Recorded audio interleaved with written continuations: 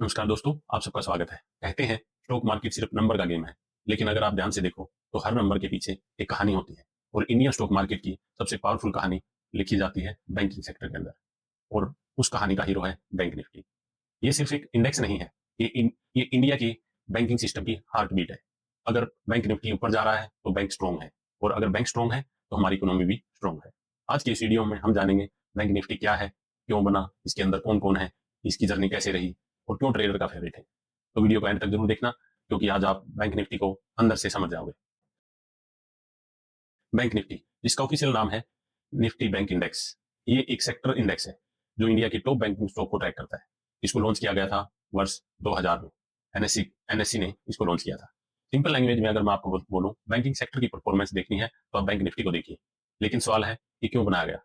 वर्ष 2090 के आसपास जब इंडियन इकोनॉमी ओपन हुई, रिफॉर्म शुरू हुए, लाइसेंस राज खत्म हुआ, तो बैंक भी धीरे धीरे ग्रो करने लगे, लोन बढ़ने लग गए। लेकिन इन्वेस्टरों के पास ऐसा कोई इंडेक्स नहीं था जिससे उनको बैंकिंग सेक्टर की हेल्थ का पता चल पाए। एक निफ्टी 50 था, लेकिन उसमें सब तरह के स्टॉक मिक्स थे। उसमें मेटल सेक्टर भी था, उसमें ऑयल सेक्टर भी था, उसमें बैंकिंग सेक्टर भी था, उसमें आईटी सेक्टर भी था, उसमें ऑटोमोबाइल सेक्टर भी था। लेकिन एक कोई डेडिकेटेड बैंकिंग सेक्टर के लिए कोई भी इंडेक्स नहीं था।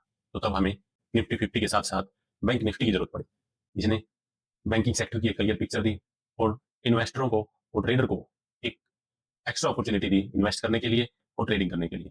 और ये निफ्टी 50 के साथ साथ एक इकोनॉमी का पावरफुल इंडिकेटर भी बन गया, और धीरे धीरे ये सब ट्रेडर का फेवरेट इंडेक्स भी बन गया।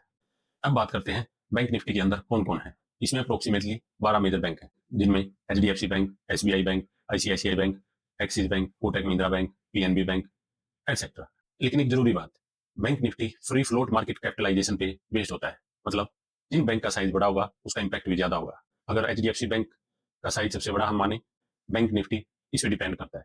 जैसे ही एचडीएफसी बैंक मूव होगा तो बैंक निफ्टी भी उसके साथ मूव होगा।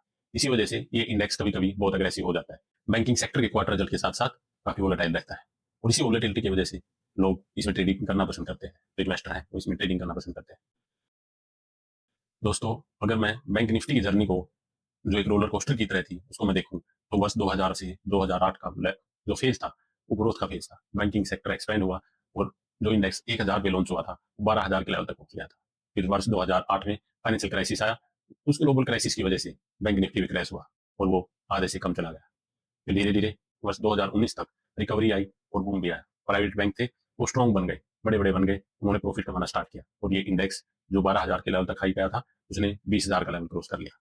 फिर वर्ष 2020 में पैंडेमिक आया और वापिस से बैंक निफ्टी भी क्रैश हुआ।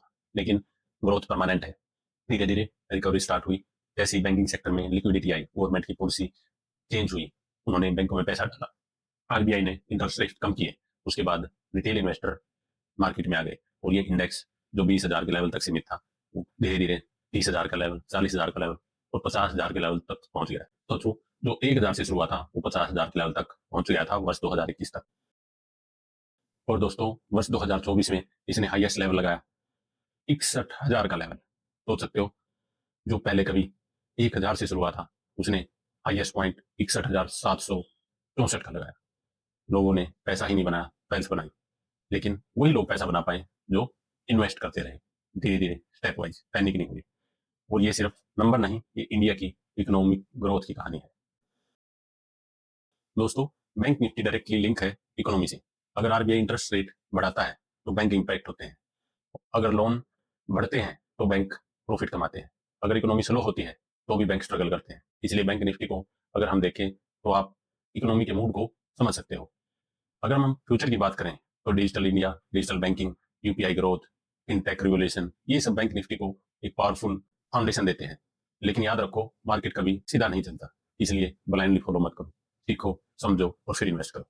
लेकिन अगर आपको इंडिया की ग्रोथ पे ट्रस्ट है तो इंडिया में इन्वेस्ट करो। अगर आपको ये वीडियो पसंद आया हो तो लाइक करो, शेयर करो और चैनल को सब्सक्राइब जरूर करो। धन्यवाद, थैंक यू, जय हिंद।